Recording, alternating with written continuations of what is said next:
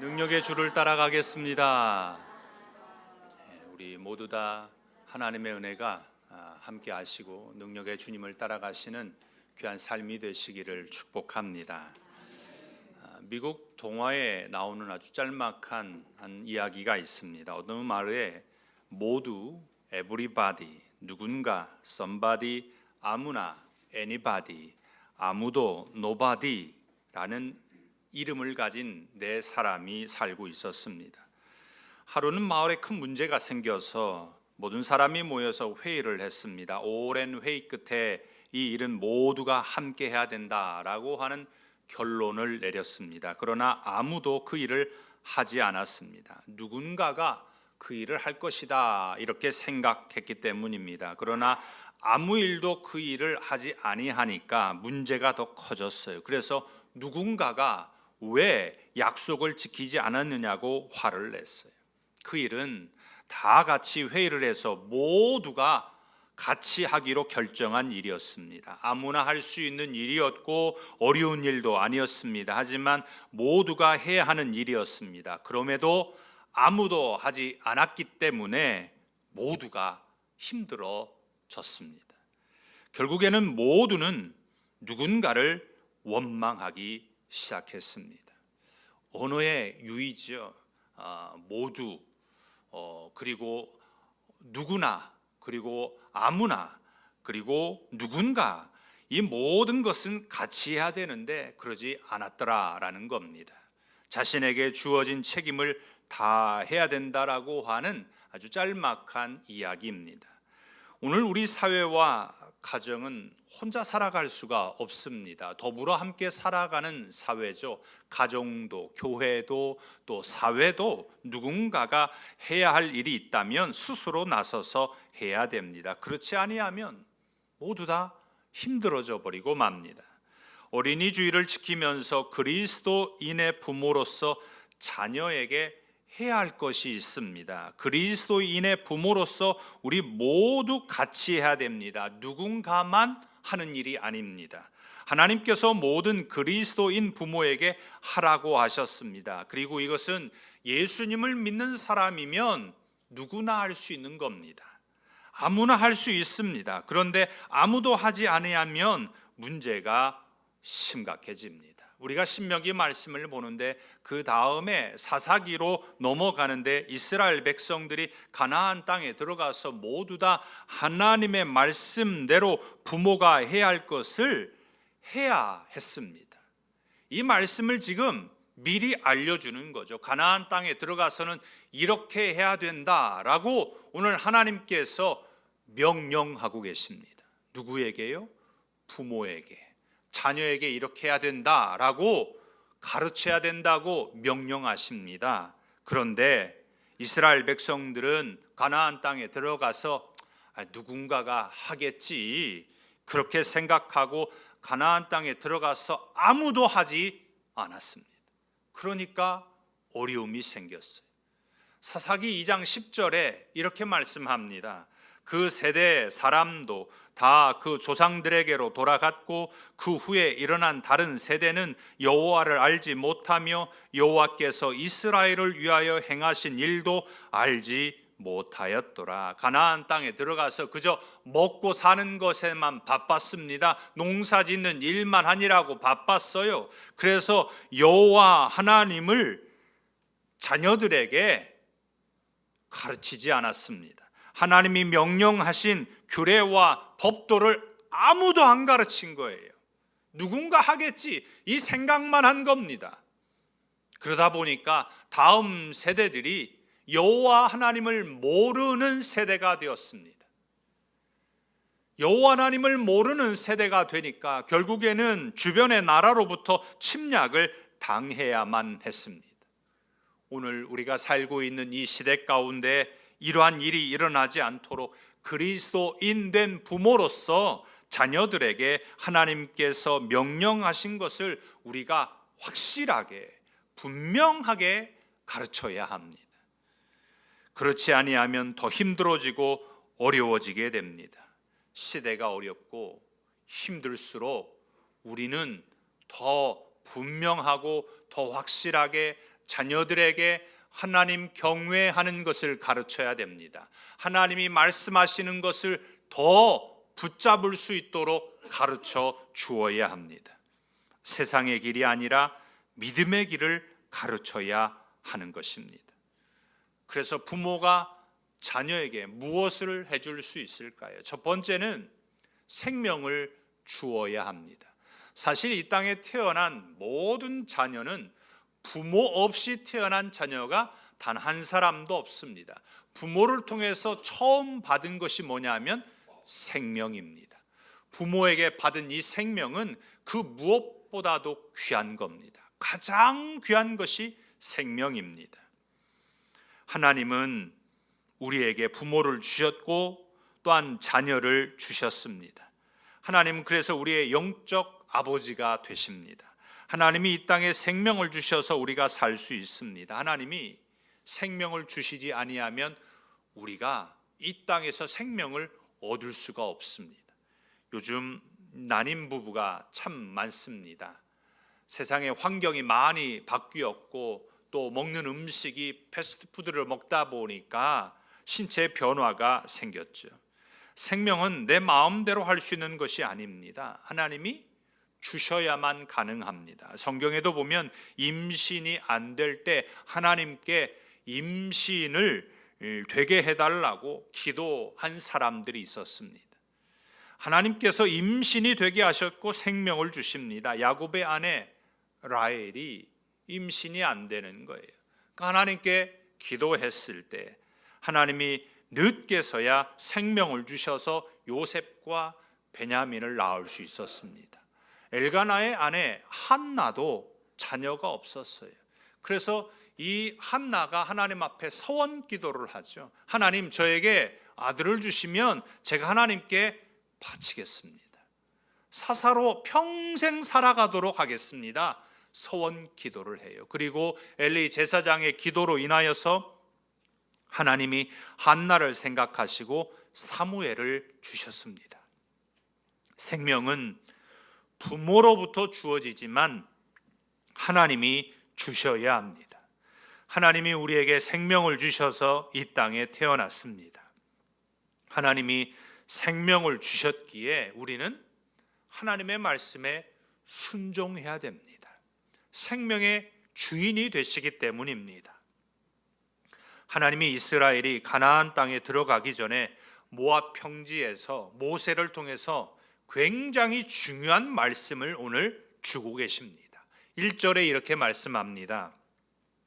이는 곧 너희의 하나님 여호와께서 너희에게 가르치라고 명하신 명령과 규례와 법도라. 너희가 건너가서 차지할 땅에서 행할 것이니. 오늘 본문의 말씀은 부모가 가르쳐야 하는 말씀인 거죠. 너희에게 가르치라고 명하신 명령이라고 했습니다. 부모가 자녀에게 이것을 가르치라는 겁니다. 생명은 말씀에 있습니다. 말씀이 생명이죠. 하나님께서 세상을 말씀으로 창조하셨습니다. 하나님의 말씀에는 생명이 있기 때문이죠. 사람을 흙으로 만드신 다음에 그 코에 생기를 불어 넣으셔서 생명이 되게 하셨는데 말씀을 그 속에 넣으신 겁니다. 말씀이 없이는 생명이 존재할 수가 없습니다. 부모가 자녀에게 주어야 할 것은 육신의 생명만이 아닙니다. 또 하나의 생명을 주어야 되는데 영적 생명을 주어야 합니다. 왜 이스라엘이 가나안 땅에 들어가서 망했습니까? 하나님께서는 지금 이스라엘이 가나안 땅에 들어가서 제사장 나라로서 참 잘 살기를 원하셨어요. 그런데 이스라엘이 잘 살지 못하고 망했던 것을 우리가 기억합니다. 예수님께서 말씀하신 것처럼 육신의 만나만 먹었기 때문입니다. 생명의 떡인 말씀을 먹지 않았어요. 예수님께서 나는 생명의 떡이다 이렇게 말씀하셨습니다. 말씀을 먹어야 합니다. 그래야 영이 죽지 않고 삽니다. 자녀가 영적 생명을 얻기 위해서 부모로서 우리가 어떻게 해야 할까요? 세상 사람들은 자녀를 위해서라면 무엇이든지 하죠. 학원이 멀리 있으면 그 좋은 학원을 보내기 위해서 그 자녀를 데려다 주고 데려오기도 합니다. 자녀가 아프기라도 하면 당장에 병원으로 달려갑니다. 어릴 적에 이유식을 줄 때 이 아이에게 가장 좋은 영양소가 무엇인지 다 찾아가지고 이유식을 만들어서 그 자녀에게 줍니다. 오늘 우리는 그리스도인의 부모로서, 할아버지와 할머니로서 자녀와 손주에게 이렇게 멀리 있어도 데리고 오고 생명의 말씀을 주어야 하지 않겠습니까? 생명의 말씀을 마음에 새겨 주어야 합니다. 그것이 부모가 자녀에게 주는 최고의 생명입니다. 영혼이 죽으면요, 육신이 아무리 건강해도 그것은 죽은 것입니다.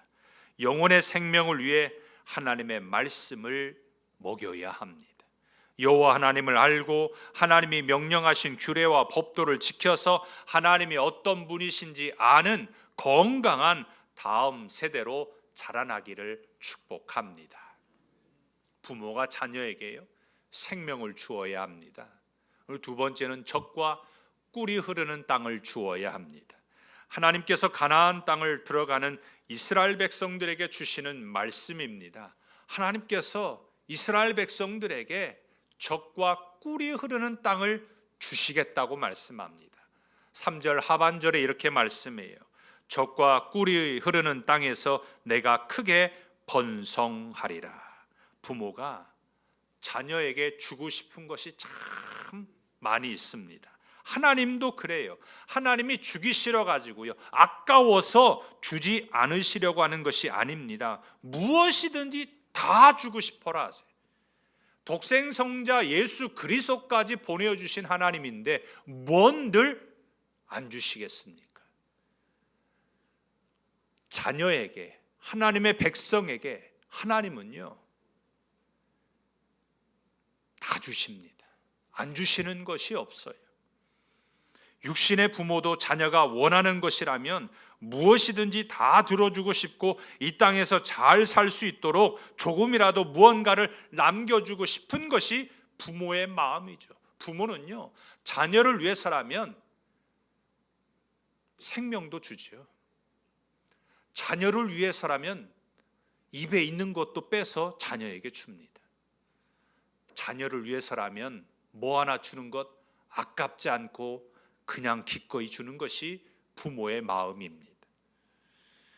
짐 스토버리 지은 최고의 유산 상속받기라고 하는 책에서 한 이야기가 나옵니다. 해밀턴 변호사가 레드 스미스의 유언장을 통해서 자녀에게 유산 상속을 합니다. 그리고 조카 손자인 이 제이슨 스티븐이라고 하는 이 조카 손자에게도 유산을 남겨요. 그러니까 대단한 거죠. 그런데 조카 제이슨 스티븐은 자신에게 아무런 유산도 남기지 않았다라고 생각을 해서 에이, 우리 할아버지 짠돌이 할아버지가 조카 손자인 나한테까지 굳이 뭘 남기긴 하겠어?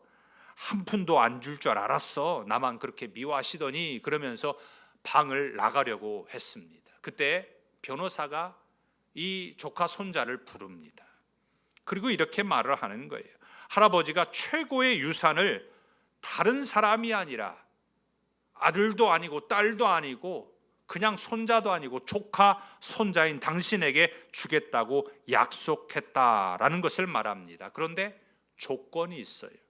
그 조건은 한 달에 한 번 할아버지의 명령에 따라야 합니다. 만약 이것을 거르거나 아니면 반항을 하면 유산은 없다라고 하는 내용이 있었습니다. 조카 손자 제이슨이요, 매달에 한 번씩 변호사 사무실에 와가지고 영상으로 남겨진 할아버지가 내준 과제, 그 숙제를 합니다. 첫 달은 할아버지 친구 거스 콜드웰 목장에 가서 일하는 거였어요. 한 달 동안 목장에서 일하니 쉽겠습니까? 힘들었겠죠.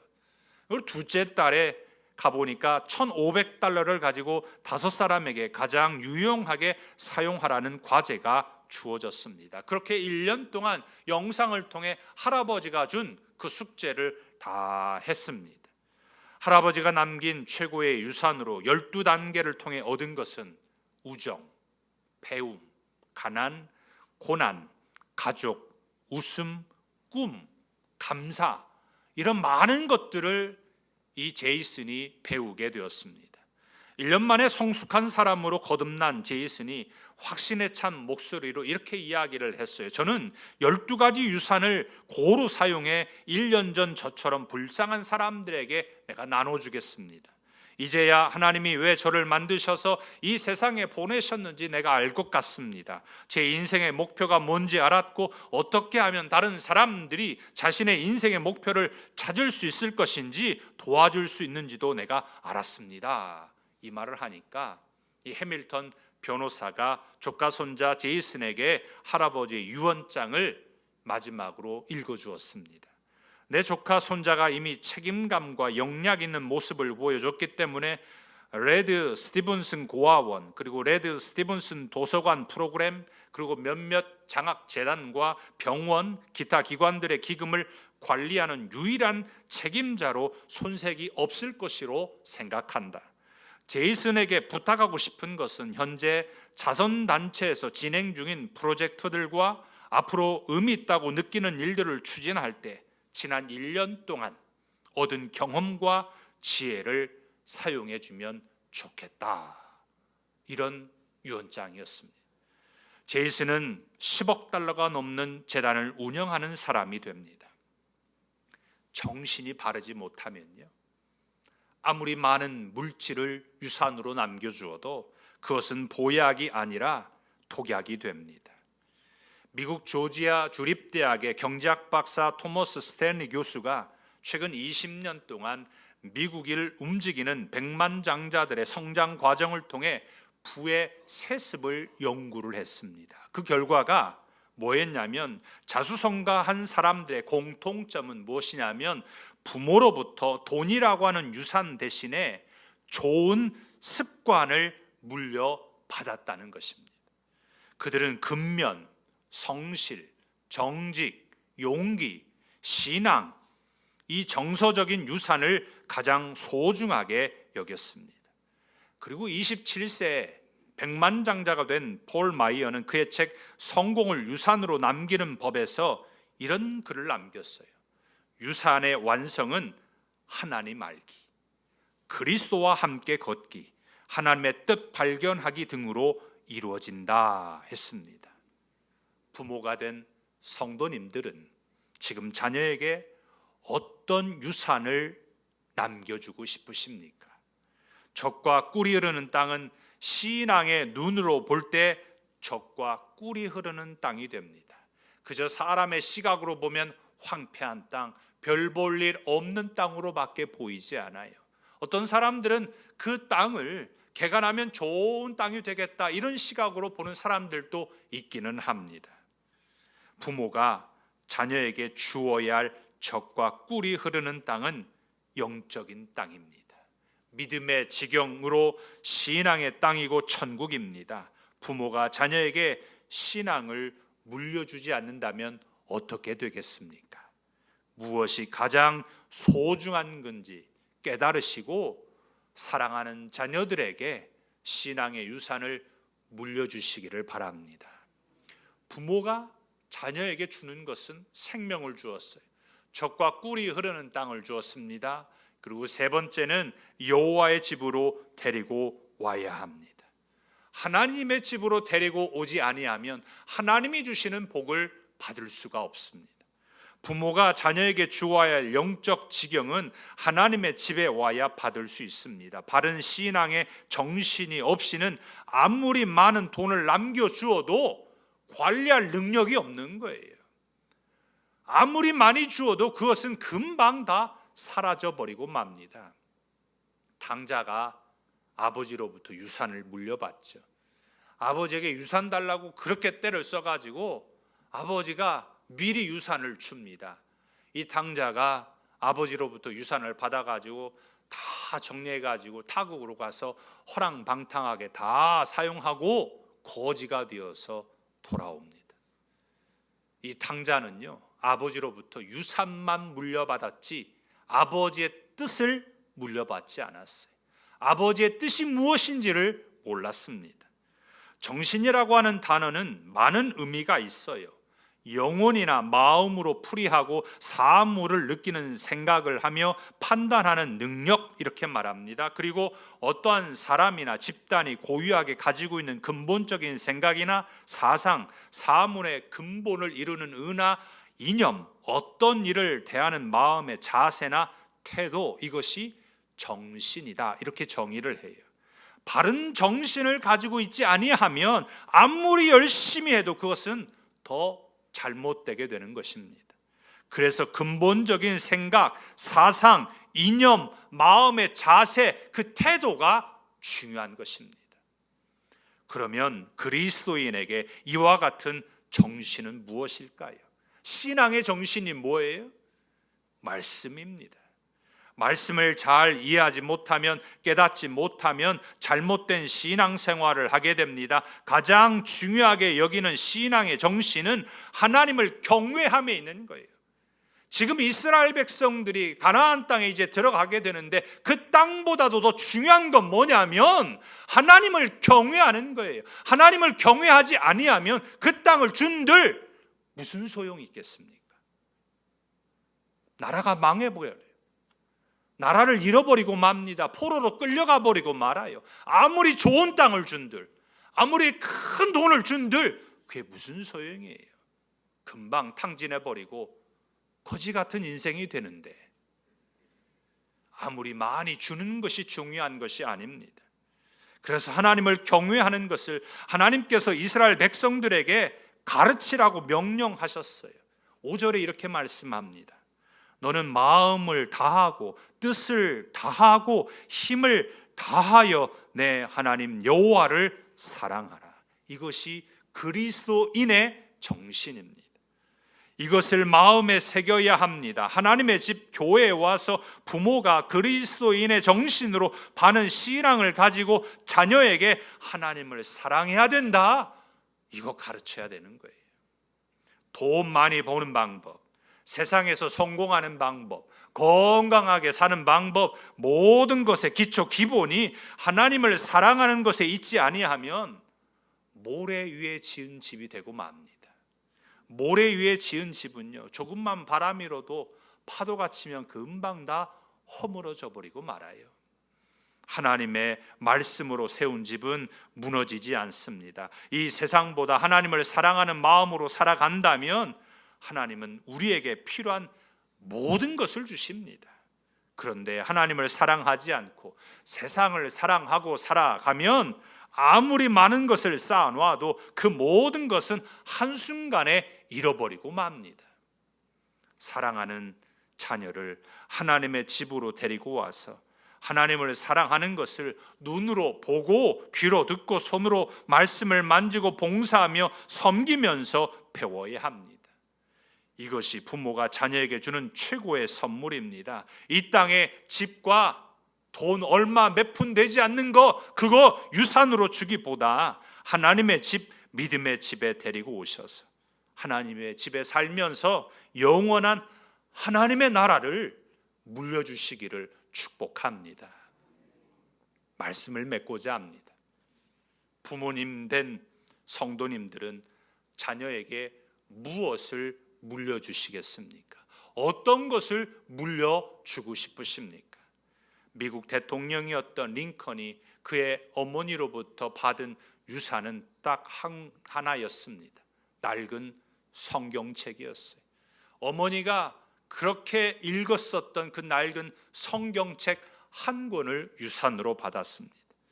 링컨은 어머니가 남겨주신 성경 속에서 영적인 생명을 발견했고 믿음의 지경을 넓혔으며 여호와 하나님의 집에 거하는 은혜를 누렸습니다. 하나님은 이스라엘에게 약속의 땅에 들어가기 전에 부모가 자녀에게 무엇을 해야 되는지 정확하고 분명하게 오늘 말씀해 주고 계십니다. 어린이날에 자녀에게, 손주들에게 용돈 주는 것, 좋은 옷 사주는 거, 장난감 사주는 거, 야외 구경 다 좋지만 진짜 주어야 할 믿음의 유산을 주시기를 바랍니다.